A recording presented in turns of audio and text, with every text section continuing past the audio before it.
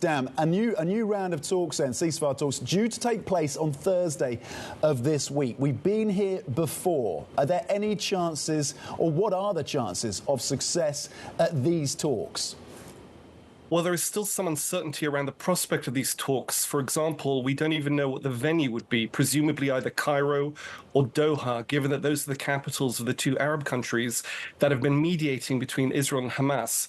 The reason that in this part of the world there is some optimism is the fact that so many major players have gotten behind this. In fact, this date, this convening of the parties was announced in a joint statement by Qatar, Egypt, the mediators, and the United States. And we understand that a number of senior US delegates will be coming in this week to shepherd along those talks.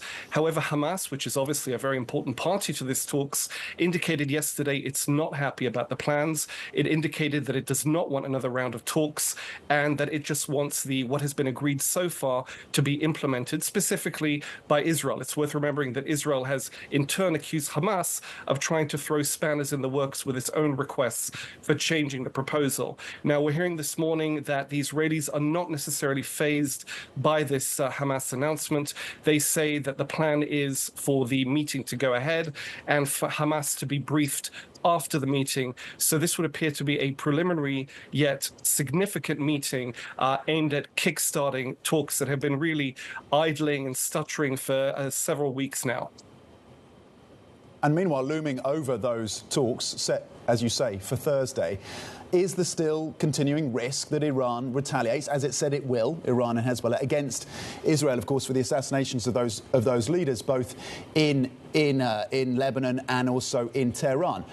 Is this Iran? It's been 2 weeks now. Is this Iran having second thoughts or planning something more significant?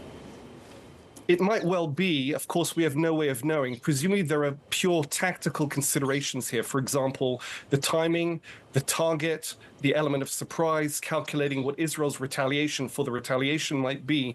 But it well might be that they are keeping in mind these truce talks because there is a direct linkage.